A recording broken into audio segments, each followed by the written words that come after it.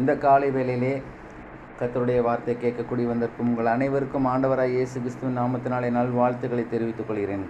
நம்முடைய பிதாவாகிய தேவனாலும் கர்த்தராய் இயேசு கிறிஸ்துவினாலும் உங்களுக்கு கிருபையும் சமாதானம் உண்டாவதாக. கடந்த வாரத்தில் நாம் பார்த்த செய்தியின் தலைப்பு என்னவென்றால், சூழ்நிலையை பார்த்து பயப்படாதே. சூழ்நிலையை பார்த்து பயப்படாதே. ஒவ்வொரு மனிதனும் எப்பேற்பட்ட சூழ்நிலை இருந்தாலும் பயம் ஒரு மனிதனுக்குள்ளாக இருக்கக்கூடாது என்பதே தேவனுடைய பிரதான நோக்கமாக இருக்கிறது. ஏனென்றால் பயம் பிசாசு கொண்டு வருகிறான், சாத்தான் கொண்டு வருகிறான், பேய்கள் கொண்டு வருகிறது பயத்தை. ஆனால் பரிபூர்ணமான விடுதலை, ஒரு சமாதானம், ஒரு சந்தோஷம், இவையாவும் தேவன் கொண்டு வருகிறார். இருளுக்கும் வெளிச்சத்துக்கும் அநேக டிஃப்ரென்ஸ் உண்டு. இருளுக்கும் வெளிச்சத்துக்கும் அநேக டிஃப்ரென்ஸ் உண்டு. இருள் இருக்கிற இடத்தில் வெளிச்சம் இருக்கவே இருக்காது. வெளிச்சம் இருக்கிற இடத்தில் இருள் இருக்கவே இருக்காது. தேவனும் சாத்தானும் ஒன்றோடு ஒன்று இணைய முடியாது. பயமும் சமாதானமும் ஒன்றோடு ஒன்று இணைய முடியாது. தண்ணீரும் எண்ணெயும் ஒன்றோடு ஒன்று இணைய முடியாது. அதே போல தான் பயம் ஒரு மனிதனுக்குள்ளாக இருக்கக்கூடாது என்பது தேவனுடைய பிரதான திட்டமாக இருக்குது. ஏனென்றால் பயத்தை கொடுக்கிறவன் பிசாசு, பயத்தை எடுத்து போடுகிறவர் தேவன். பயத்திலிருந்து விடுதலை வரணும். ஏன்னா தேவன் நமக்கு பயமுள்ள ஆவியை கொடாமல் பலமும் அன்பும் தெளிந்த புத்தியில் ஆவியை கொடுத்துக்கிறார் என்று நாம் வேதத்தில் பார்த்தோம் பாருங்கள். மிக தெளிவாக பல காரியங்களை கொண்டு நாம் பார்த்தோம். இந்த வாரம் நாம் பார்க்க போகிற செய்தியின் தலைப்பு என்னவென்றால், தேவன் மீது நம்பிக்கை. நாம் யாவரும் சொல்லுவோம், தேவன் மீது நம்பிக்கை. நாம் யாரும் சேர்ந்து சொல்லுவோம், தேவன் மீது நம்பிக்கை. ஏன்னா அதனுடைய மைய ஆதார வசனமாக அநேக வசனங்கள் இருக்குது. 1 கொரிந்தியர் 13:13 இந்த வசனத்திலேருந்து நாம் பார்ப்போம். அடுத்து மேற்கொண்டு இந்த நல்ல சம்பவங்களை குறித்து நாம் பார்க்க மாட்டோம், நம்பிக்கை குறித்து மட்டும் அநேக காரியங்களை பார்ப்போம். நாம் யாவர் நான் வாசிக்கிறேன். இப்பொழுது 1 கொரிந்தியர் 13:13 இப்பொழுது விசுவாசம், நம்பிக்கை, அன்பு இம்மூன்றும் நிலைத்திருக்கிறது, இவைகளில் அன்பே பெரியது. அதில் போட்டு பாருங்க. இப்பொழுது விசுவாசம், நம்பிக்கை. இந்த பகுதியில் நாம் நம்பிக்கையை மட்டும் எடுத்து பார்க்க போகிறோம். அப்புறம் வருகிற காலகட்டங்களில் கர்த்தருக்கு சித்தமானால் விசுவாசத்தை குறித்து பல வாரங்களாக தொடர்ந்து போதிக்கலாம். ஏனென்றால் வேதம் முழுவதும் விசுவாசத்தை குறித்து அதிகமாக போதிக்கிறது, அன்பை குறித்து அதிகமாக போதிக்கிறது. கணவன் மனைவிக்குள்ள அன்பு, பெற்றோர்கள் பிள்ளைகளுக்குள்ள அன்பு, நண்பர்களுக்குள்ள அன்பு, இதை காட்டிலும் அகாப்பே அன்பு, தேவனுடைய அன்பை குறித்து போதிக்கிறது. தேவன் எவ்விதமாக இந்த உலகத்தில் மனிதனிடத்தில் அன்பு செலுத்தினார், அன்பு பாராட்ட வந்தார், அன்பை கொண்டு அவர் என்னென்ன காரியங்கள் செய்தார் என்று வருகிற காலகட்டங்களில் கர்த்தருக்கு சித்தமாக இருந்தால் நாம் பார்ப்போம். இந்த நாள் நாம் முழுவதும் பார்க்க போகிற காரியத்தின் மையம் என்னவென்றால் நம்பிக்கை. எல்லாரும் சொல்லுங்கள், நம்பிக்கை. தேவன் மீது நம்பிக்கை. இந்த தலைப்பு ரொம்ப கர்த்தர் எனக்கு கொடுக்கும்போது வித்தியாசமாக கொடுத்தார். நம்பிக்கைன்னு மட்டும் வைக்கலாமா இல்லை எப்படி வைக்கலாம்னு யோசிக்கும் போது தேவன் மீது நம்பிக்கை. இன்றைக்கி அநேக ஜனங்கள் நம்பிக்கை பிள்ளைகள் பெற்றோர்கள் இடத்தில் வைத்திருக்கிறார்கள். எதற்காக? ஒரு பணம், பொருள், தேவைகளுக்காக வைத்திருக்கிறார்கள். நண்பர்களிடையே நம்பிக்கை வைத்திருக்காங்க. ஆறுயிர் நண்பர் எனக்கு உதவும் ஆத்திர அவஸ்தையிலேருந்து. அந்த நம்பிக்கை காட்டிலும் மெய்யான நம்பிக்கை எப்படி வைக்க முடியும் என்றால், தேவன் மீது மட்டும்தான் நாம் நம்பிக்கை வைக்க முடியும். தேவன் மீது மட்டும்தான் நம்பிக்கை வைக்க முடியும். தேவன் மீது வைத்திருந்த நம்பிக்கை ஒருபோது மாறாது, மாற்ற முடியாது. எப்படி ஒரு யானைக்கு தன்னுடைய தும்பிக்கை முழுவதும் ஆதாரமாக இருக்கிறதோ, தேவனை அறிந்த பிள்ளைகள், தேவனை ஏற்றுக்கொண்ட பிள்ளைகள், தேவனை சொந்த ரட்சகராய் ஏற்றுக்கொண்ட பிள்ளைகளாகிய நாம் நம்முடைய வாழ்க்கையின் ஆதாரமாக நம்பிக்கையை நாம் தேவன் மீது மாத்திரம் சார்ந்து இருக்க வேண்டும். தேவனையே ஆதாரமாக கொண்டிருக்க வேண்டும். தேவன் இல்லாமல் இந்த பூமியில் நாம் நம்பிக்கைக்குரிய ஒரு நபரை நாம் பார்க்க முடியாது. தேவனோடு இணைந்து நாம் காரியங்களை செயல்படுத்த முடியாது. தேவன் விரும்புகிறார். ஏன்னா நாம் வைக்கின்ற ஒவ்வொரு காரியங்களும் நம்பிக்கை எல்லாம் தேவன் மீது தான் இருக்க வேண்டும். நம்பிக்கை. இன்றைக்கி அநேக ஜனங்கள் நம்பிக்கை இல்லாமல் இருக்கிறாங்க. தங்களுடைய வாழ்நாளில் பல நாட்களை தொலைத்து கொண்டு அவர்கள் நம்பிக்கை இழந்து தங்களுடைய வாழ்நாளில் தோல்வி தழுவி கொண்டே இருக்கிறார்கள். நம்பிக்கை இல்லை. அநேக ஜனங்கள் நம்பிக்கை இல்லாமல் எந்த காரியங்களையும் செயல்படுத்த முடியாமல் இருக்கிறாங்க. இதை நான் செஞ்சால் தோல்வி அடைஞ்சிருவேனோ, இந்த பிஸ்னஸ் நான் எடுத்தேன்னா தோல்வி அடைஞ்சிருமோ, ஒரு விதமான பயம் அவர்களை ஆட்கொண்டே இருக்கிறது. பாருங்கள், ஆளுகை செய்கிறது. ஒரு விசுவாசத்தோட ஒரு நம்பிக்கையோட ஒரு காரியங்களை எடுத்து வைக்க முடியலை. அவ்வளோ பணம் செலவழியுது. தொழில் தொடங்கினா அதை ஜெயிப்போமா தோற்போமா, வெற்றி பெறுவோமா, இல்லை இனஜனத்தார் முன்னாடி சொந்த பந்தங்கள் முன்னாடி நாம் தோல்வி அடைஞ்சிரோமா? அவர்கள்லாம் ரொம்ப டாப்பில் போய்கிட்டே இருக்காங்களே எல்லா ரீதியிலையும், நாம் மட்டும் ஏன் இன்னும் நம்முடைய வாழ்க்கை இப்படியே இருக்குது, இருந்த லெவல்லே இருக்குது, கடந்த 10 வருஷமாக இருந்த லெவல்லே இருக்குது, எப்படி நமக்கு ஒரு முன்னேற்றமான வாழ்க்கை அமையும்? இது குறித்து ஒரு பல்வேறு விதமான நம்பிக்கை இழந்த ஜனங்களை நீங்கள் பார்க்கலாம். உலகமெங்கும் நம்பிக்கை அற்ற ஜனங்களாக இருக்கிறார்கள். ஆனால் ஒரு மனிதனுக்கு நம்பிக்கை வர வேண்டுமானால் தேவன் தான் அந்த நம்பிக்கை கொடுக்க முடியும். புஸ்தகம் படிக்கிறதுனாலையோ, இல்லை பல உற்சாகமான வார்த்தைகள் கேட்குறதுனாலையோ, இல்லை பல ஆலோசனைகள் கேட்குறதுனாலே நம்பிக்கை வராது. நம்பிக்கை தேவனிடத்திலிருந்து வர வேண்டியதாக இருக்கிறது. நம்பிக்கை தான் ஒரு மனிதனை வெற்றியுள்ள மனிதனாக மாற்ற ஒரு ஊன்றுகோலாக, ஒரு ஆதாரமாக இருக்கிறது. நம்பிக்கை இல்லை என்றால் ஒன்றும் இல்லை. சென்னை எக்மோர்லேருந்து ஒரு ட்ரெயின் டிக்கெட் எடுக்கிறோம் மதுரைக்கு. ட்ரெயின் டிக்கெட்டில் ஏறி சரியான ட்ரெயினில் ஏறி உட்காந்துடுறோம் மதுரைக்கு. இந்த ட்ரெயின் போகுமா போகாதான்னு நம்ம பக்கத்தில் இருக்கவங்ககிட்ட யார்கிட்டையும் நம்ம கேட்டுக்கிட்டே இல்லை. கரெக்டான ட்ரெயினில் ஏறிட்டோம், கரெக்டான டிக்கெட் வச்சுருக்கோம், நம்ம சரியாக மதுரையில் போய் ஜங்ஷனில் இறங்குன்ற ஒரு நம்பிக்கையோடு தான் நம்ம போய்கிட்டே இருக்கோம். இல்லை போகிறப்ப விழுப்புரம் வந்தோன்னே இல்லைங்க, அதில் 4 ரோடு பிரியுது, ஒன்று திருவண்ணாமலைக்கு ஒரு ரூட்டு, ஒன்று கடலூருக்கு ஒரு ரூட்டு பிரியுது. ஒருவேளை ட்ரெயின் மாறி போயிடுச்சுன்னா அதறியப்படுறோமா, பயப்படுறோமா? இல்லை, இந்த ட்ரெயின் சரியான முறையில் மதுரைக்கு போய் சேர்ந்த ஒரு நம்பிக்கை இருக்குது. அதே போல் தான் நம்முடைய வாழ்க்கையின் அநேக பகுதிகளிலும் அநேக சூழ்நிலையின் மத்தியிலும் நமக்கு நம்பிக்கை தேவைப்படுகிறது. நம்பிக்கை இழந்தவர்களாக இருப்போமானால் நாம் ஊனமுற்றவர்களைப் போல இருப்போம்.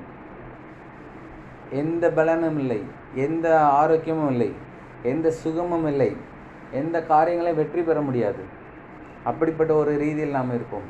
நம்பிக்கை இழந்தவர்களாக இருந்தால். நம்பிக்கையோடு இருந்தால் நாம் எல்லா இடங்களிலும் வெற்றி பெறவர்களாக இருப்போம். நம்பிக்கை மிகவும் ரொம்ப முக்கியமாக இருக்கிறது. நம்பிக்கைன்னு பார்க்கும்போது நம்முடைய சுய புத்தியின் மேலே சாயக்கூடாது.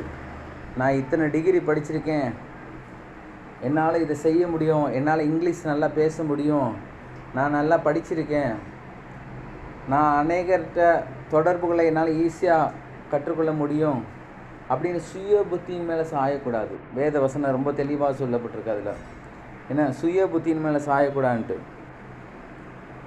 சுய புத்தியின் மேலே சாயக்கூடாது.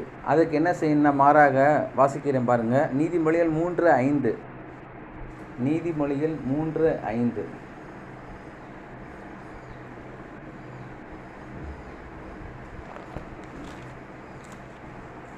நீதிமொழிகள் 3:5 வாசிக்கிறேன். உன் சுய புத்தியின் மேல் சாயாமல் உன் முழு இருதயத்தோடு கர்த்தரில் நம்பிக்கையாக இருந்து, தேவனிடத்தில் நம்பிக்கையாக இருந்து. பாருங்கள், இதில் ரொம்ப தெளிவாக சொல்லப்படும். சுய புத்தியில் சாயக்கூடாது. நான் இந்த பிஸ்னஸ் பண்ணால் இதில் ஜெயிச்சிருவேன், இவ்வளோ லாபம் வரும், இப்படி நான் வாழ்ந்துருவேன், இந்த கடன் அடைச்சிடுவேன், இந்த லெவலுக்கு நான் முன்னேறிடுவேன் இந்த வருஷத்தில் அப்படின்னு சுய புத்தியின் மேலே சாயக்கூடாது. ஆனால் சுய புத்தியின் மேலே சாயாமல் நம்ம கர்த்தர் மேலே நம்பிக்கையாக இருக்கணுமா? கர்த்தர் மேலே நம்பிக்கையாக இருக்கணும். கர்த்தர் மேலே நம்பிக்கையாக இருக்கணும். முழு இருதயத்தோட நம்பிக்கையாக இருக்கணும். ஆற்றுல ஒரு கால் சேத்துல ஒரு கால் அந்த மாதிரி இல்லை. முழு இருதயத்தோட நான் வாழ்ந்தாலும் கர்த்தருக்காக, நான் ஜெயித்தாலும் கர்த்தருக்காக, நான் வெற்றி பெறுவது கர்த்தருக்காக, நான் கனமுள்ளவனாய் வாழ்வது கர்த்தருக்காக, நான் மகிமையாய் வாழ்வது கர்த்தருக்காக, நான் 100% வெற்றி பெற்று முழு நிச்சயத்தோடு வாழ்வது கர்த்தருக்காக, எல்லாம் கர்த்தருக்காக வாழணும். சுய புத்தியின் மேலே சாயக்கூடாது. முழு இருதயத்தோடு வாழணும். அதுவும் கர்த்தர் மேலே நம்பிக்கை வைக்கணும். மாம்சீகமான மனுஷன் மேல் நம்பிக்கை வைக்கக்கூடாது. இன்றைக்கி அநேக ஜனங்கள் இருக்காங்க, பார்ட்னர்ஷிப் போடுறாங்க. ஒரு மனிதன் இன்னொரு மனிதனை சேர்ந்து பார்ட்னர்ஷிப் போட்டு ஒரு கடையை ஆரம்பிக்கிறாங்க. கடைசியில் கடை ஓடிக்கிட்டே இருந்தால் பார்ட்னர்ஷிப் நிலச்சிருக்கு. கடை ஓடலை, வியாபாரம் குறைஞ்சிக்கிட்டே இருக்குது, தொழிலில் நஷ்டம் அடையுதுன்னா பார்ட்னர்ஷிப்பை கை கழுவிட்டு போயிடுறாங்க. அதில் ஒருத்தருக்கு லாபமாக ஒருத்தருக்கு நஷ்டமாக முடிகிறது.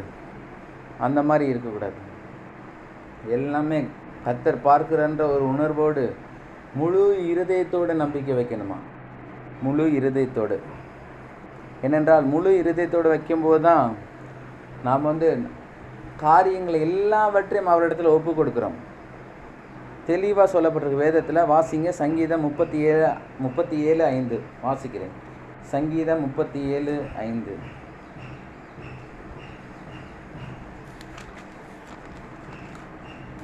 சங்கீதம் 37:5. உன் வழியை கர்த்தருக்கு ஒப்புவித்து அவர் மேல் நம்பிக்கையிரு, அவரே காரியத்தை வாய்க்க பண்ணுவார். அதில் எங்கே வாசித்தோம்? சுய புத்தியின் மேலே சாயாமல் முழு இருதயத்தோடு கர்த்தர் மேல் நம்பிக்கையாக இருக்கணும் வாசித்தோம். இதில் என்ன சொல்லப்பட்டிருக்கு? உன் வழியை கர்த்தருக்கு ஒப்புவித்து அவர் மேல் நம்பிக்கையாக இரு, அவரே காரியத்தை வாய்க்க பண்ணுவார். நம்முடைய காரியங்கள் வாய்க்கணும். தேவன் கொடுத்த சொப்பனங்கள், தேவன் கொடுத்த கனவுகள் எல்லாம் நிறைவேறப்படணும். தேவன் கொடுத்த வாக்குத்தத்தங்கள்லாம் நிறைவேறப்படணும்னா அவரிடத்துல ஒப்பு கொடுங்கன்னு தெளிவாக சொல்லப்பட்டிருக்கு வேதம். நம்பிக்கையாக இரு, நம்பிக்கையாக இரு. கர்த்தர் கண்டிப்பாக காரியத்தை வாய்க்கு பண்ணுவார். அவர் சொன்னார்னா செய்வார். அதை நம்ம ஒரு பாடல் பாடுறோம் பாருங்கள். சொன்ன சொல்லை காப்பாற்றும் தெய்வம், உண்மை என்று வேற யார் இருக்கா? நாம் ஆராதிக்கிற தேவன் ஜீவனுள்ள தேவனுங்க. நாம் ஆராதிக்கிற தேவன் பதில் கொடுக்கிற தேவன். நாம் ஆராதிக்கிற தேவன் நம்மளுடன் பேசுகிற தேவன். ஆவியிலையும் கனவிலும் தேவனுடைய வார்த்தையின் மூலமாக நம்ம இடத்துல பேசுகிற தேவன். நாம் ஆராதிக்கிற தேவன் சர்வ வல்லமை உள்ள தேவன். அண்ட சராசரங்களை உருவாக்கி தம்முடைய வல்லமையில் வார்த்தையினால் அடக்கி வைத்திருக்கிற தேவன். இம்மட்டுவா மிஞ்சி வராத என்று கடலை பார்த்து பேசின தேவன். அப்பேர் பெற்ற தேவனை நாம் ஆராதிக்கிறோம். அப்பேர் பெற்ற தேவன் மேல் நம்ம நம்பிக்கை வைக்கும்போது நம்முடைய வாழ்க்கையில் ஒரு தோல்வியும் அடையாது,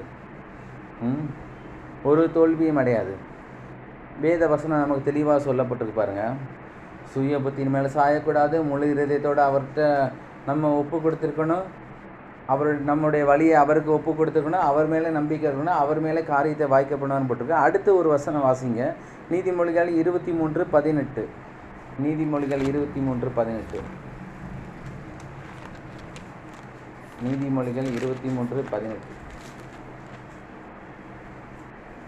நிச்சயமாகவே முடிவு உண்டு, உன் நம்பிக்கை வீண் போகாது. நிச்சயமாகவே முடிவு உண்டு, உன் நம்பிக்கை வீண் போகாது. நீங்கள் கர்த்தர் மேலே வைத்திருந்த அந்த நம்பிக்கையை கர்த்தர் உங்களுக்கு கிருபையாக என்ன செய்கிறார்னா பதில் அளிக்கிறவராக இருக்கிறார். அதுதான் இந்த வேத வசனம் சொல்லப்பட்டிருக்கு. நிச்சயமாகவே முடிவு உண்டு, உன் நம்பிக்கை. நீ எதை குறித்து நம்பிக்கை வைத்திருந்த?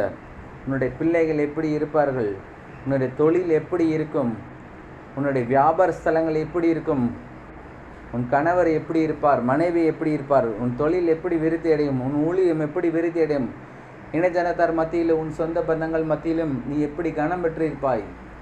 இவைகள் எல்லாவற்றையும் குறித்து நம்பிக்கை வைத்திருந்த நீங்கள் எப்படி உங்கள் சரீரங்களில் ஒரு சுகம் உண்டாகும், அற்புதங்கள் உண்டாகும், அதிசயங்கள் உண்டாகும். எப்பேர் பெற்ற வியாதி இருந்தாலும் கர்த்தர் மாற்றுவான்ற ஒரு நம்பிக்கை நீங்கள் வைத்திருந்தீங்கன்னா அந்த நம்பிக்கை முற்றிலும் கர்த்தர் நிறைவேற்றுகிறவராக இருக்கிறார் பாருங்க. ஏன்னா நம்பிக்கை மேலே தான் நம்ம தேவன் மேலே தான் வைக்கணும். மாம்சீகமான மனுஷன் மேலே எந்த நம்பிக்கையும் வைக்கக்கூடாது. மாம்சீகமான மனுஷன் சொல்லுவான், நீங்கள் ஒரு வீடை வாங்குங்க, நான் உங்களுக்கு ஒரு 2 லட்ச ரூபா இல்லை 5 லட்ச ரூபா நான் உங்களுக்கு ஹெல்ப் பண்ணுறேன், நீங்கள் எனக்கு வட்டி இல்லாமல் கொடுங்க கொஞ்சம் காலகட்டத்தில் அப்படின்னு சொல்லுவான். ஆனால் நம்ம அவனை நம்பி நம்ம ஒரு சில காரியங்களை ஈடுபடும்போது தருகிறேன் என்று சொன்ன நபர் தராமல் கூட போயிடுவார்.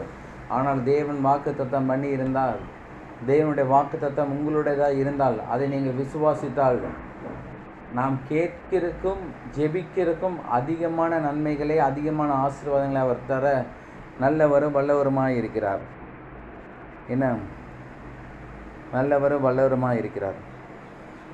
நம்பிக்கை சுய புத்தியின் மேலே சாயக்கூடாது, முழு இருதயத்தோடு இருக்கணும். வழியை கர்த்தர்கிட்ட ஒப்பு கொடுக்கணும். எக்ஸாம் எழுதி முடிச்சோன்னே ரொம்ப பயப்படக்கூடாது, கர்த்தர்கிட்ட ஒப்பு கொடுக்கணும். அப்போ நம்ம படிச்சிருக்க எக்ஸாமில் எழுதிட்டு பாஸ் ஆகுமோ ஃபெயில் ஆகுமோ, மற்ற பிள்ளைகளை நம்ம எந்த லெவலில் மார்க் எடுப்போம், எதுவும் பயப்படக்கூடாது. பயம்தான் வரக்கூடாது. பயம் வந்தாலே நம்ம என்ன பயப்படுறோமோ அதுதான் நம்முடைய வாழ்க்கையில் நடக்கும். ஏன்னா எதை குறித்து நாம் பயப்படக்கூடாது, எதை குறித்தும் பயப்படக்கூடாது. ஏனென்றால் ஆண்டவராய் இயேசு கிறிஸ்து அவர் நல்லவரும் வல்லவருமாக இருக்கிறார், நல்லவரும் வல்லவருமாக இருக்கிறார். அதான் வேத வசனம் நமக்கு சொல்லப்பட்டிருக்கு.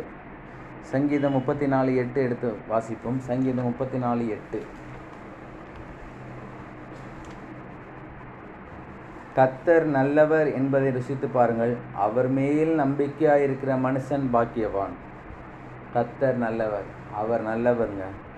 உங்களுக்கு மாத்திரம் நல்லவர் இல்லை, அவர் பாவிகளுக்கும் நல்லவராக இருக்கிறார். பரிசுத்தவான்களுக்கு அவர் எவ்வளவு நல்லவராக இருக்கிறாரோ அவ்வளவு நல்ல தேவனாக பாவிகளுக்கும் துன்மார்க்கனுக்கும் வேசிகளுக்கும் விபச்சாரம் செய்கிறவர்களுக்கும் திருடருக்கும் கொலைபாதருக்கும் கொள்ளைபாதருக்குமாயிருக்கிறார்கள். என்ன, அவர் அவ்வளோ நல்ல தேவன். அவர் பாவியை நேசிக்கிறார், பாவத்தை வெறுக்கிறார். பாவம் பிசாசினால் கொண்டு வரப்பட்டது, பாவி தேவனால் சிருஷ்டிக்கப்பட்ட ஒரு மனிதன். என்ன, கர்த்தர் நல்லவர் என்பதை ருசித்து பாருங்கள், அவர் மேல் நம்பிக்கையை வைக்கணும். கடந்த வாரம் முழுவதும் நாம் தியானித்தோம், சூழ்நிலையை பார்த்து பயப்படக்கூடாது. எந்த சூழ்நிலை வந்தாலும் பார்த்து நாம் பயப்படல. அதே போல் இந்த வாரம் நாம் தியானிக்க போகிறது தேவன் மீது நம்பிக்கை. இக்கட்டான சூழ்நிலை வரலாம், இக்கட்டான காரியங்கள் நம்முடைய வாழ்க்கையில் நடக்கலாம். இக்கட்டான காரியங்கள் நடக்கும்போது, நிர்பந்தமான காரியங்கள் நம்முடைய வாழ்க்கை திணிக்க முற்படும் போது நம்முடைய நம்பிக்கை ஒரே ஆதாரம் அவர்தான். நம்பிக்கை அவர்தான். அவர் மேல் நம்ம நம்பிக்கை வச்சிட்டோம்னு வச்சுக்கோங்களேன், வெற்றி நமக்கு தான் நிச்சயம், வெற்றி நமக்கு தான் நிச்சயம். பிசாசானவன் வைத்திருக்கிற தோல்வி நமக்கல்ல, தேவன் வைத்திருக்கிற வெற்றி நம்முடையதாக இருக்கிறது. அந்த மாதிரி வெற்றி வரும்போது, அந்த மாதிரி ஆசீர்வாதங்கள் நம்முடைய வாழ்க்கையில் வரும்போது, அவர் மேல் வைத்திருக்கிற நம்பிக்கை நம்மை வெட்கப்படுத்தாது என்று வேதத்தில் சொல்லப்பட்டிருக்கு. அவர் மேல் வைத்திருக்கிற நம்பிக்கை வெட்கப்படுத்தாது. வாசிங்க, ரோமர் 5:5 வாசிக்கிறேன். ரோமர் 5:5. ரோமர் 5:5. நம்பிக்கை குறித்து பல காரியங்கள் பல ஊழியர்கள் பேசியிருக்காங்க. இன்று நாம் நம்பிக்கையின் சாராம்சத்தை தான் பார்த்துட்ருக்கோம். நம்பிக்கை என்னெல்லாம் செய்யும், என்னெல்லாம் செய்யாதுன்ட்டு. வருகிற காலங்களில் நம்பிக்கை குறித்து ஒவ்வொரு வசனமாக எடுத்து நாம் ரோமர் 5:5. மேலும் நமக்கு அருளப்பட்ட பரிசுத்த ஆவியினாலே தேவ அன்பு நம்முடைய இருதயங்களில் ஊற்றப்பட்டிருக்கபடியால் அந்த நம்பிக்கை, இயேசுவின் மீது வைத்த நம்பிக்கை, தேவனின் மீது வைத்த நம்பிக்கை, பரிசுத்த ஆவியினர் மீது வைத்த நம்பிக்கை நம்மை வெட்கப்படுத்தாது. நாம் யார் மேலே நம்பிக்கை வச்சுருக்கிறோம்? மாம்சீகமான மனுஷன் மேலே வச்சுருந்தா அது ஒரு நாள் 2 நாளில் தோல்வி அடைஞ்சிடும். ஆனால் வானத்தையும் பூமியை உண்டாக்கின கர்த்தர் மேல் நம்ம நம்பிக்கை வைத்திருந்தால் அது ஒரு நாளும் தோற்று போகாது. அது நம்மை வெட்கப்படுத்த விடாது என்று வேத வசனம் நமக்கு தெளிவாக சொல்லப்பட்டிருக்கு. வெட்கப்படுத்தாது. தேவன் மீது நம்பிக்கை வைக்கணும். நான் நல்லா படிப்பேன், நான் அப்பா அம்மா கீழ்ப்படிவேன், ஆசீர்வாதமாக இருப்பேன், அநேகருக்கு ஆசீர்வாதமாக இருப்பேன், நன்றாக ஊழியம் செய்வேன், அநேக ஆத்துமாக்களை இயேசுக்குள்ளாக கொண்டு வருவேன். இப்பேற்பட்ட நம்பிக்கையெல்லாம் நம் பரிசுத்த ஆவியினோட துணையோடு நாம் இருப்போமானால் வெற்றி பெறுவோம். வெட்கப்படுத்தாது நம்மை. என்ன, ரொம்ப ஞான அறிவோடு இந்த பூமியில் வாழும்படியாக தேவன் விரும்புகிறாருங்க. ஞான அறிவு. ஞான அறிவு ஏன் அப்படின்னா, நம்பிக்கையை நாம் யார் மேலே வைக்கிறோம். சில சூழ்நிலையில் பார்த்தா அப்படியே நம்முடைய இணைஜனத்தார் பால் வலிகிற மாதிரியே பேசுவாங்க. ஆனால் அவைகள் எல்லாவற்றையும் நம்பி நாம் தோல்வியை சந்திக்கக்கூடாது. நாம் ஒரு காரியம் முடிவெடுக்க போகிறோம் என்றால் பரிசுத்த ஆவியின் துணையோடு முடிவெடுக்கணும். தேவன் மீது நம்பிக்கை வைத்து முடிவெடுக்க வேண்டும். தேவன் மீது நம்பிக்கை வைத்து முடிவெடுக்கும்போது தோல்வி அடையிற மாதிரி இருப்போம், ஆனால் ஜெயம் நமக்கு தான். என்னென்றால் தேவன் தானே சொல்லியிருக்கிறாரு. தேவனுடைய சத்தத்தோடு கீழ்ப்படிஞ்சு தான் நம்ம அந்த காரியத்தில் ஈடுபட்டோம். தேவனுடைய ஆவியானுடைய துணையோடு தான் அந்த காரியத்தில் ஈடுபட்டோம். அப்படிங்கும்போது நமக்கு தோல்வி அடைகிற மாதிரி இருக்கும், ஆனால் வெற்றி நிச்சயம், ஜெயம் நிச்சயம். என்ன, வெற்றி நம்முடைய பங்காக மாறும். எப்போதுமே நம்ம எடுக்கிற ஒவ்வொரு முடிவும் பரிசுத்த ஆவியானோட துணையை கொண்டு எடுக்க வேண்டும். அது வாழ்க்கையாகட்டும், அது வாழ்க்கையின் துணைவியாகட்டும், பிள்ளைகளுடைய படிப்பின் காரியங்களாகட்டும், ஒரு வீடு வாங்குறதாகட்டும், ஒரு கார் வாங்குறதாகட்டும், ஒரு பொருளை நாம் வாங்குறதாகட்டும், எந்த காரியமாக இருந்தாலும், ஒரு தொழில் தொடங்குறதாகட்டும், ஒரு வியாபார ஸ்தலங்களில் நாம் செய்கிற அடுத்தடுத்த முயற்சியாகட்டும், எந்த காரியங்களாக இருந்தாலும் நாம் பரிசுத்த ஆவியானுடைய வழிநடத்தின்படி அவர் மீது நாம் நம்பிக்கை வைத்து நாம் செயல்படும்போது நம்மை வெட்கப்படுத்தாது என்று வேத வசனம் நமக்கு சொல்லியிருக்கு தெளிவாக. ரோமர் 5:5 என்ன, இவை எல்லாம் மிகவும் முக்கியமானது பாருங்கள். நம்பிக்கை. முற்பிதாக்கெல்லாம் நம்பிக்கை வைத்திருந்தார்கள். நோவா காணாத மலையை காண்கிறதாக நம்பிக்கை வைத்திருந்தார். தேவன் பேசின ஒவ்வொரு வார்த்தையின் மேலும் நோவா நம்பிக்கை வைத்து தான் கொப்பேர் மரத்தால் ஒரு பேழையை கட்டி அவரும் அவருடைய குடும்பமும் கடலின் மத்தியில், அலைகளின் மத்தியில், மிக திரளான தண்ணீர்களின் மத்தியில் அவரும் அவருடைய குடும்பம் மட்டும் காக்கப்பட்டது. ஆபிரகாம் தேவன் மீது நம்பிக்கை வைத்தார். ஈசாக்கு தேவன் மீது நம்பிக்கை வைத்தனால துறவுகளை தோண்ட ஆரம்பித்தார். பஞ்ச தேசத்திலே 100 மடங்கு ஆசீர்வாதத்தை பெற்றுக்கொண்டார். யாக்கோபு தேவன் மீது நம்பிக்கை வைத்தார். கோளுந்தடியமாக போனார். 2 பரிவாரங்களோட வந்தார். யோசேப்பு சிறைச்சாலையில் இருந்தார். சிறைச்சாலையில் இருக்கும்போது கூட சூழ்நிலைகள், நிர்பந்தமான காரியங்கள் திணிக்கப்படும்போது கூட தேவன் மீது நம்பிக்கை வைத்திருந்தார். தேவன் அவரை சிறைச்சாலையிலிருந்து விடுதலையாக்கி தேசத்துக்கே ஆசீர்வாதமுள்ள ஒரு தலைவராக மாற்றினார் பாருங்கள். எகிப்து தேசத்து முழுவதுக்கும் ஆசீர்வதிக்கப்பட்ட ஒரு மனுஷனாக தேவன் மாற்றினார். என்ன, தேவன் ஒரு மனுஷனை ஆசீர்வதிக்கணும்னா தேவனுடைய சத்தத்தின்படி நாம் வாழணும், தேவனுடைய திட்டத்தின்படி நாம் வாழணும், தேவனுடைய சத்தத்துக்கு நாம் மிகுந்த செவி கொடுக்கிறதா இருக்க வேண்டும். ஏனென்றால் அப்படி செவி கொடுத்து நாம் நம்பிக்கையில் செயல்படும் போது தான் நம்முடைய வாழ்க்கை ஆசீர்வாதத்தின் பங்காக மாறும். தேவனுடைய சத்தத்தை நாம் கேட்க தவற ஆசீர்வாதங்கள் நம்முடைய பங்காக மாறாது. ஆசீர்வாதங்களை நாம் சுதந்திரிக்க முடியாது. எப்பொழுதுமே நாம் தேவன் மீது நம்பிக்கை வைத்து அவருடைய சத்தத்தை கேட்கணும். அவருடைய சத்தம் சில நேரங்களில் ஒரு நாளில் வெளிப்படும், சில நேரங்களில் ஒரு வாரத்தில் வெளிப்படும், சில நேரங்களில் மாதக்கணக்காக ஆகலாம். ஆனாலும் நாம் கர்த்தருக்கு காத்திருந்து கழுகளைப் போல நாம் வெயிட் பண்ணும்போது செட்டைகளை அடித்து உயிரை எழும்புவோம். எப்படி ஒரு சாதாரண ஒரு புழு கூடு கட்டி உள்ள பல மாற்றங்களை அடைந்து சில வாரங்களில் வெளியே வரும்போது ஒரு அழகான வண்ணத்து பூச்சியாக வருகிறதோ, கர்த்தருடைய சத்தத்தை கேட்டு கர்த்தர் மேல் நான் நம்பிக்கை வைத்து அவருடைய ஆலோசனைக்கு நான் வெயிட் பண்ண அவருடைய ஆலோசனை நமக்கு ஆசீர்வாதமாகவே நிச்சயமாகவே மாறும். ஏன்னா இந்த நாளை நாம் மிகவும் ஒரு காரியம் நம்முடைய வாழ்க்கையின் பங்காக மாற வேண்டுமென்றால் நம்பிக்கை மிகவும் முக்கியம். சுய புத்தியின் மேலே சாயக்கூடாது. வேத வசனம் நமக்கு தெளிவாக சொல்லப்பட்டிருக்கு பாருங்கள். நம்முடைய வழியை கர்த்தருக்கு தான் ஒப்புவிக்கணும். நம்பிக்கையாக இருக்கணும். அவரே காரியத்தை வாய்க்க பண்ணுவார்னு வெயிட் பண்ணணும். நான் எடுத்த காரியத்தை ஒன்றும் செய்ய முடியாது. மாம்சீகமான மனிதனுடைய புத்தியில் வருகிறது எல்லாமே இந்த உலகத்திலையும் இந்த உலகத்தின் கண்கள்லேருந்து பார்க்குற எல்லா விதமான காரியங்கள்லேருந்து தான் வருது.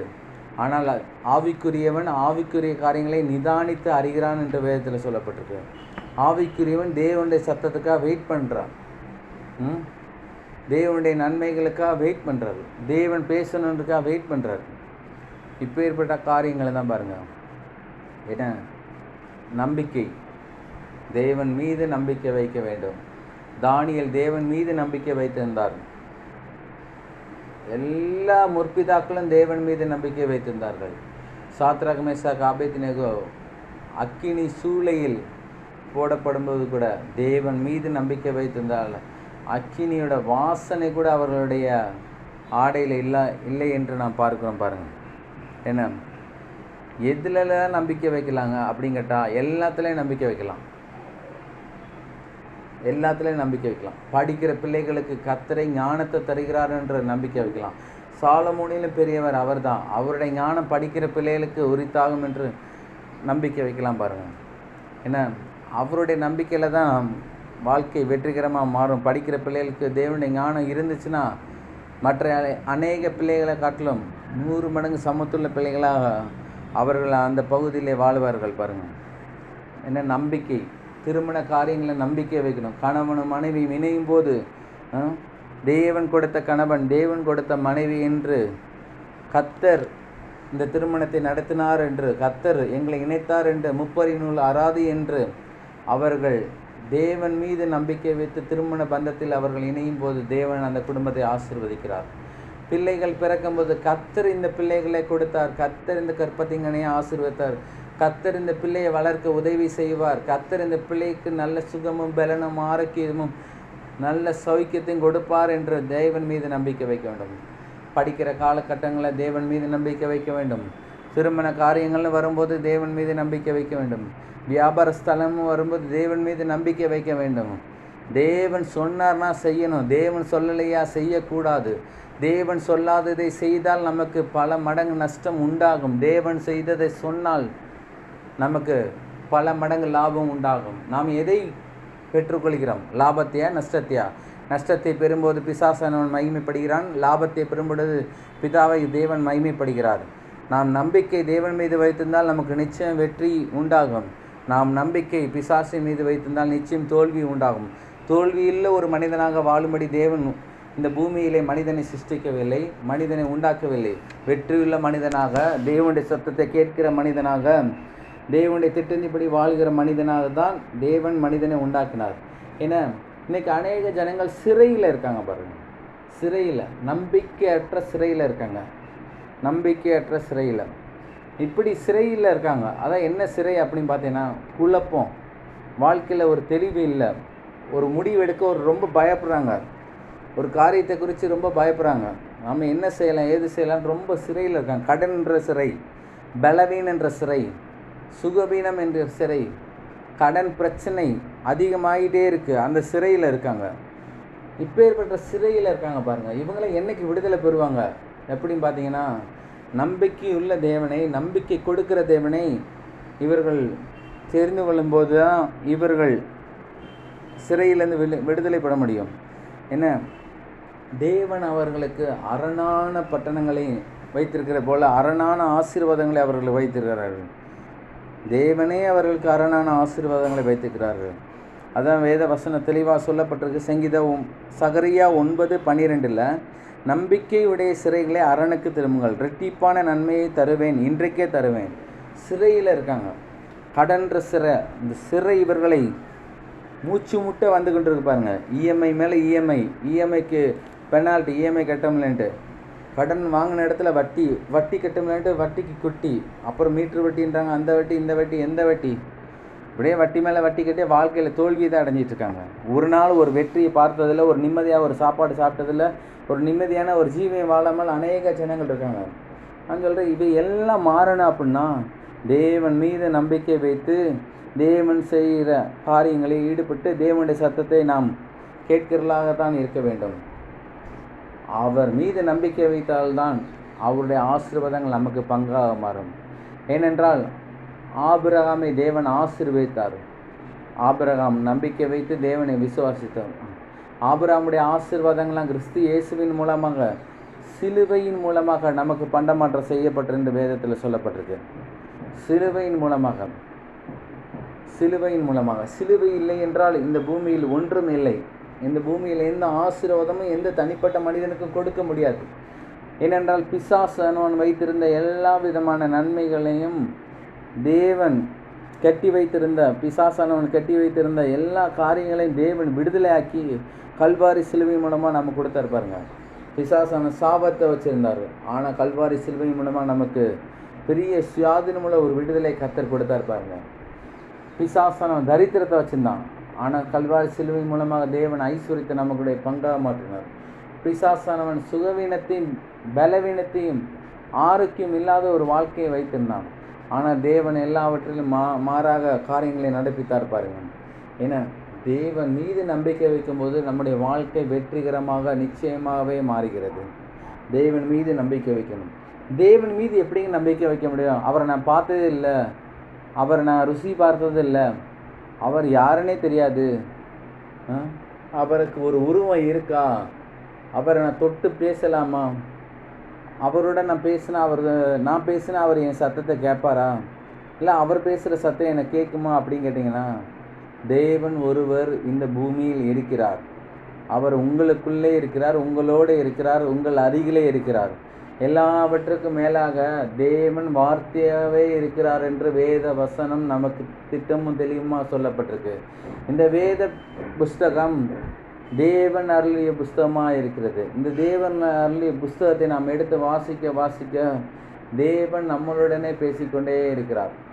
இந்த வேதாகமம் வாசிக்கும் போது வானத்தையும் பூமியை உண்டாக்கின தேவன், அண்ட சராசரங்களை தம்முடைய வல்லமையுள்ள வார்த்தையினால் அடக்கி வைத்திருக்கிற தேவன், அநேக சூரிய சந்திர நட்சத்திர கிரகங்களை தொங்க விட்ட தேவன் நம்மளோட பேசுகிறார் என்ற ஒரு ஞான அறிவு உண்டாகணும். பாருங்கள், ஞான அறிவு உண்டாகணும். நம்பிக்கை எப்படி வரும்? வேத வசனத்தின் மூலமாக வரும். ஏனென்றால் வேத வசனம் தேவனும் ஒன்றுதான் என்று யோவான் 1:1 தெளிவாக சொல்லப்பட்டிருக்கு. ஆதியிலே வார்த்தை இருந்த அந்த வார்த்தை தேவனாக இருந்து அது தேவனிடத்தில் இருந்தது. நாம் தேவனை எவ்வளோக்கு எவ்வளோ நெருங்கி கிட்டி சேர வேண்டுமென்றால் அவ்வளோக்கு எவ்வளோ நம்ம வேத வசனத்தில் நாம் நேரங்களையும் காலங்களையும் செலவிடும்போது தேவன் அவருடைய வார்த்தையை அவருடைய நம்பிக்கையான வார்த்தையை எழுதி வைத்துக்கிறார். அதை நாம் படிக்க தியானிக்க நம்பிக்கை நம்முடைய உள்ளத்திலே இல்லத்திலே பிறக்கிறது. தேவன் வைத்திருக்கிற நம்பிக்கை அவர் மேல் நாம் நம்பிக்கையை வைக்கும்படியாக தேவன் விரும்புகிறார். பாருங்கள், கர்த்தர் மேல் நம்பிக்கை வைத்து கர்த்தரை தன் நம்பிக்கையாக கொண்டிருக்க மனுஷன் பாக்கியவான். ஏன்னா இந்த வேத வசனங்களை ஒவ்வொரு நாளும் நம்ம எடுத்து தியானிக்கணும். அதிகமான வேத வசனங்களை படிக்க முடியாத தேவ ஆவியான நம்முடைய ஆவியிலே உணர்த்தும்படியாக நாம் ஜெபிக்க வேண்டும். பாருங்கள், ஏன்னா வேத வசனம் படிக்க பிசாசனை விடமாட்டான். ஒன்று தூக்கத்தை கொடுப்பான், இல்லைன்னா வேலையை கொடுப்பான், இல்லை மற்ற அநேக நிர்பந்தமான மனதில் ஒரு போராட்டத்தை கொடுப்பான். பாருங்கள், ஆனால் வேத வசனத்தை நாம் எல்லா போராட்டங்களிலிருந்து மீட்டு விடுதலை பெற்று நாம் படிக்க தேவ ஆவியானவர் நம்மளோட பேசுவார். தேவன் பேசினார் என்றாலே நம்பிக்கை அங்கே பிறக்குகிறது. தேவன் பேசுகிறார் என்றாலே நம்பிக்கை அங்கே பிறக்கிறது. அந்த நம்பிக்கை நம்மளை வீண் போக செய்யாது. அந்த நம்பிக்கை ஆண்டவர் ஒன்று சொன்னார்னா சொன்னார் தான், அவர் சொல்லிட்டார்னா அதை நிறைவேற்றுவார். ஏனென்றால் ஆதியாம புஸ்தகத்தில் ஆதாமும் ஏவாளும் பாவம் செய்தார்கள். பாவம் செய்த உடனே மீட்புன்ற ஒரு உடன்படிக்கையை, மீட்புன்ற ஒரு காரியத்தை ஆதியாம புஸ்தகத்திலே அவர் வைத்துட்டார். ஏனென்றால் இந்த மனுக்குழு முழுவதும் பாவத்தினாலும் சாபத்தினாலும் வியாதினாலும் ரோகத்தினாலும் ஆகால மரண கிரியைகளினாலும் நிச்சயமாகவே அதிகமாக இருக்கும்போது இவைகள் எல்லாவற்றிலிருந்து விடுதலை பெற தம்முடைய ஒரே குமாரனை அனுப்புவார் என்று ஆதியாகம புஸ்தகத்திலே சொல்லிட்டார். அவர் ஆதியாகம புஸ்தகத்தை சொல்லிட்டாரு, ஆனால் அவர் அதை மாற்றவே இல்லை. ஏற்ற காலங்களில் ஏற்ற நேரங்களில் தம்முடைய ஒரே பேரான செல்ல குமாரனை, அன்பின் சொரூபியை, மிகவும் அழகான ரூபமுள்ளவரை இந்த புழுதி மண்ணில், இந்த பூலோகத்தில் பொல்லாத மனிதர்களிடத்தில், பொல்லாத துர்ச்சிந்தனையுள்ள மனிதரிடத்தில் அவர் அனுப்பி ஏற்ற நேரங்கள் வரும்போது கல்வாரி சிலுவையில் அடிக்கப்படும்படியாக ஒப்பு கொடுக்கப்பட்டு தேவனே தமது முகத்தை திருப்பி கொண்டாரா. ஏனென்றால் இவர்கள் செய்த பாவங்கள் 1000 உண்டு. எனவே பாவத்தின் மொத்த சொரூபியாகவே அவர் தூங்கினார். அவர் இந்த பூமிக்கு வரும்போது மிகவும் அழகான அன்பின் சொரூபியாக வந்தவர். கல்வாரி சிலுவையில் அவர் பட்ட பாடுகள் நிமித்தமாக, அவர் பட்ட காயங்கள் நிமித்தமாக இந்த மனுக்குலத்தின் பாவங்களை சுமந்து தீர்க்க வேண்டிய ஒரு நிர்பந்தமான காரியங்கள் நிமித்தமாக பாவத்தை மொத்த பாவமே அவர் தான். பாவம்னு நம்ம எதெல்லாம் சொல்கிறோமோ மொத்த பாவமும் அவர் தான். அப்பேற்பட்ட தேவனை இயேசுவை கல்வாரி சிலுவையில் ஒப்பு கொடுத்து அதற்கு பிற்பாடு எல்லாவற்றையும் நமக்கு பண்டமாற்றம் செய்து கொடுத்தார். எனவே நாம் கல்வாரி சிலுவை விசுவாசிக்க வேண்டுமென்றால் தேவனுடைய வார்த்தையை நாம் விசுவாசிக்க வேண்டும். தேவனுடைய வார்த்தையை விசுவாசிக்க வேண்டுமென்றால் தேவனுடைய வாக்கு தத்தங்களை எடுத்து நாம் நம்பிக்கையோடு நாம் வார்த்தைகளை தியானிக்க வேண்டும். நம்பிக்கையோடு வார்த்தைகளை நாம் படிக்க வேண்டும். நம்பிக்கையோடு தேவனிடத்தில் நாம் ஜெபிக்க வேண்டும். உபவாசம் இருப்பது முக்கியமல்ல, தேவனிடத்தில் நம்பிக்கையாக இருந்து உபவாசிக்க வேண்டும். நாம் எப்பேற்பட்ட சூழ்நிலையில் உபவாசிக்கிறோம் என்பது மிகவும் முக்கியம். கடமைக்காகவா, நேரங்கள் போகலைன்றக்காகவா, இல்லை சனிக்கிழமை இதோ நான் செய்ய வேண்டிய கட்டாயத்துக்காகவா? இல்லை. தேவன் மீது நம்பிக்கை வைத்து நாம் உபவாசிக்கும் போது நம்முடைய உபவாச ஜெபங்கள் அனைத்துக்கும் தேவன் பதில் கொடுக்கிறவராக இருக்கிறார். ஏனென்றால் நம்முடைய நம்பிக்கையின் ஆழம், அச்சாரம், நங்கூரம் அவர்தான், இயேசு தான். இயேசு என்ற ஒரு நபர் இல்லை என்றால் நம்முடைய வாழ்க்கையில் நம்பிக்கை என்பது மிக மிக அரிதாக இருக்கும். மனுஷன் மேல் வைத்திருக்கிற நம்பிக்கையினால் நமக்கு எந்த பலாபலனும், எந்த பலனும், எந்த ஆசீர்வாதம் இல்லை. தேவன் மீது வைத்திருக்கிற நம்பிக்கையினால தான் நம்முடைய வாழ்க்கையின் ஆசீர்வாதங்கள் மிகவும் செழிப்பாக கொண்டிருக்கிறது. மிகவும் ரொம்ப புரிந்தவர்களாக இருக்க வேண்டும். ஏன்னா நம்பிக்கை, நாம் ஒரு 6-7 வசனம் படித்தோம் நம்பிக்கை குறித்து. இன்னும் அநேக வசனங்கள் இருக்குது. நீதியின் பலிகளை செலுத்தி நம்பிக்கை கொண்டவர்களாக இருந்தார்கள். நீதியின் பலிகளை வேதத்தில் சொல்லப்பட்டிருக்கு, நீதியின் பலிகளை. இப்படி அநேக வசனங்கள் இருக்குது பாருங்கள். இருந்தாலும் கர்த்தர் இந்த நாளில் நம்முடைய வாழ்க்கையில் பேசின சத்தியங்கள் நமக்கு மாத்திரமல்ல, புறஜாதிகளுக்கும் என்பது வேத வசனம் தெளிவாக சொல்லுது. புறஜாதிகளுக்கும், தேவனை அறியாத ஜனங்கள் கூட தேவன் மேல் நம்பிக்கை வைப்பார்கள் என்று வேதவசனம் நமக்கு சொல்லுகிறது. அது எந்த இடத்துல சொல்லப்பட்டிருக்கு என்றால் மத்தேயு 12ஆம் அதிகாரம் 21ஆம் வசனத்தில் சொல்லப்பட்டிருக்கு. மத்தேயு 12:21 வாசிப்போம். பாருங்களேன், இயேசுவை அறிந்து இயேசுவை ஏற்றுக்கொண்டு ஞானஸ்தானம் பெற்று பரிசுத்த ஆவியினால் அபிஷேகம் பண்ணப்பட்ட நமக்கு மாத்திரமல்ல தேவன் மீது நம்பிக்கை வைப்பது என்று புறஜாதிகளும் தேவன் மீது நம்பிக்கை வைக்கிறதா இருக்கிறார்கள். 12:21 வாசிக்கிறேன். அவருடைய நாமத்தின் மேல் புறஜாதியார் நம்பிக்கையாய் இருப்பார்கள். அவருடைய நாமத்தின் மேல் புறஜாதியாய் நம்பிக்கையாய் இருப்பார்கள். புறஜாதிகள் கூட தேவனை அறிகிற காலங்கள் நெருங்கி வந்துடுச்சு. ஆனால் தேவனை ஏற்றுக்கொண்டு தேவனுக்காக வாழ்கிற நாம் எப்படிப்பட்ட ஒரு வாழ்க்கை வாழ வேண்டுமென்றால் அநேகருக்கு ஆசீர்வாதம் உள்ள ஒரு வாழ்க்கை வாழ வேண்டும்.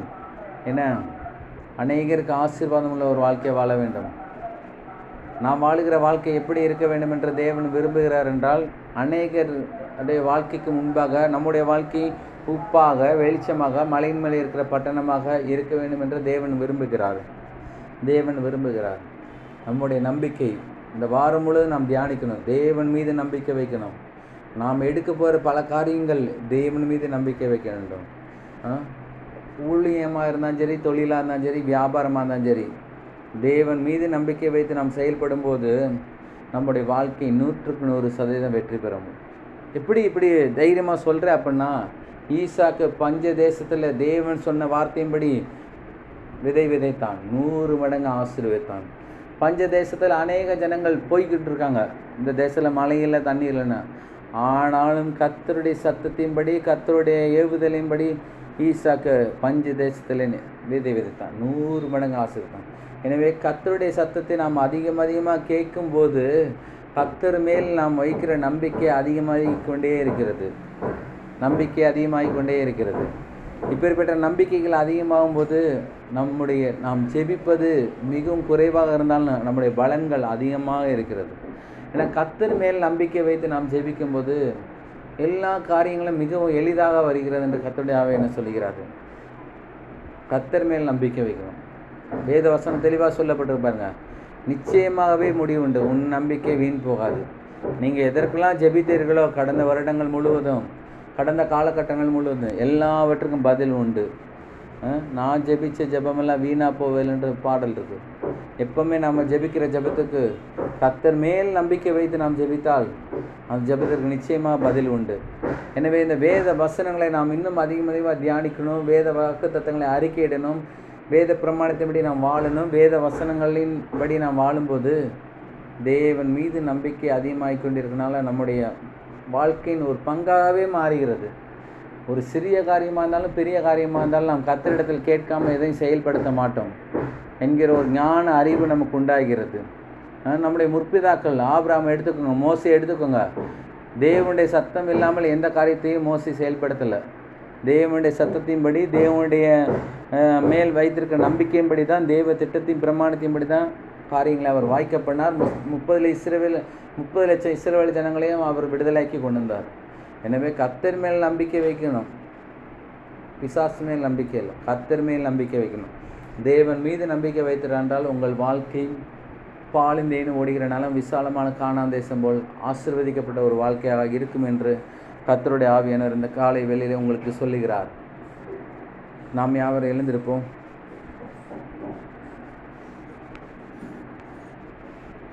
நாம் யாவரும் தேவன் மீது நம்பிக்கைக்காக நாம் ஒரு நிமிடம் கண்களில் ஆவியில் தேவனை நோக்கி பாருங்கள்.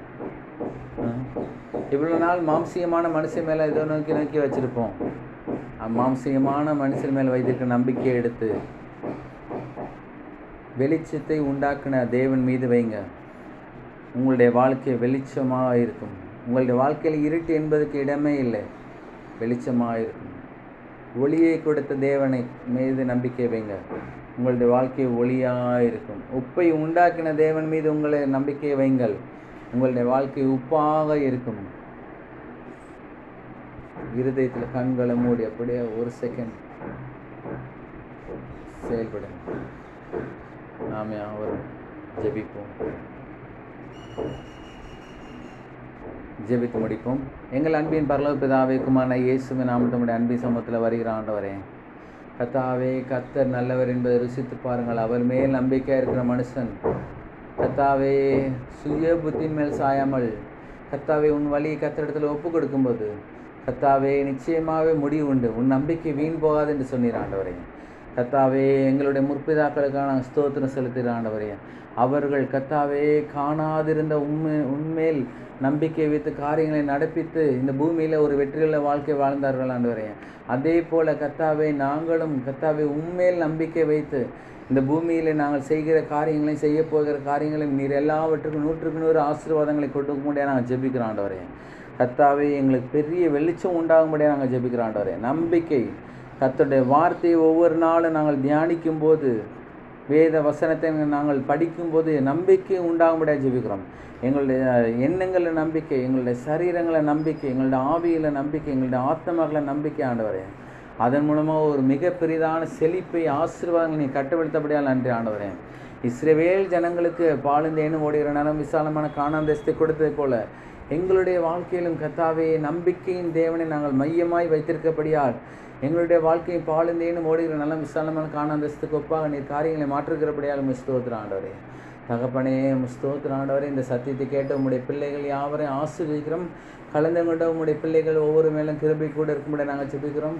கர்த்தாவே, அவர்கள் இந்த இடத்தை விட்டு கடந்து சென்றாலும் அவர்கள் இருக்கிற இடங்களில் உம்முடைய மாறாத பிரசனம், மாறாத பரிசுத்த ஆவியுடைய வழி நடத்தலும் இருக்கும்படியாக நாங்கள் ஜெபிக்கிறோம் ஆண்டவரே. தகப்பனே, ஸ்தோத்திரம் ஆண்டவரே. அவர்கள் என்ன தேவைகளோடு என்ன நோக்கத்தோடு வந்தார்கள் என்று எங்களுக்கு தெரியாது. ஆனாலும் எல்லா காரியங்களையும் வாய்க்க பண்ணுகிற தேவ நீர் ஆண்டவரே. அவர்கள் ஆசீர்வதிப்பீராக. கர்த்தாவே, மோசே இஸ்ரவேல் ஜனங்களை ஆசீர்வதித்த பிரமாணத்தின்படி நாங்களும் கர்த்தாவே இந்த பிள்ளைகளை இப்பொழுது இருக்க பாருலாம் 1000 மடங்கு ஆசீர்வதிக்கப்படினடியாக நாங்கள் ஜெபிக்கிறோம் ஆண்டவரே. தகப்பனே, ஸ்தோத்திரம் ஆண்டவரே. இயேசுவின் நாமத்தில் நாங்கள் ஆசீர்வதிக்கிறோம். விசுவாச வார்த்தை ஆலயத்தை நாங்கள் ஆசீர்வதிக்கிறோம் ஆண்டவரே. இப்பொழுது இருக்க பார்க்கலாம் கர்த்தாவே வளப்படுத்தல இடங்கொண்டு பெருக நீர் உதவி செய்வீராக. உண்மை உத்தமமான கர்த்தாவே ஆத்துமாக்களை கர்த்தருடைய ஆவியை கொண்டு வருகிறபடியாக ஸ்தோத்திரம். ரட்சிக்கப்பட்ட ஜனங்களை கர்த்தருடைய சபையில் கர்த்தருடைய ஆவியை சேர்க்கிறபடியாலும் ஸ்தோத்திரம். இடங்கொள்ளாமல் இந்த சபை பெருகிறபடியாலும் ஸ்தோத்திரம். கர்த்தாவே, ஸ்தோத்திரம். நீர் ஆசீர்வதிங்க, வழி நடத்துங்க. இயேசு கிறிஸ்து நாம ஜெபிக்கிற ஜீவனில் நல்ல பிதாவே, ஆமேன். என் ஆத்துமாவே கர்த்தரை ஸ்தோத்திரி, என் முழுமே ஆட பரிசுத்த நாம ஸ்தோத்திரி. என் ஆத்துமாவே கர்த்தரை ஸ்தோத்திரி. கர்த்தர் செய்த சகல உபகாரங்களை என்றும் மறவாதே. ஆமேன், ஆமேன், ஆமேன்.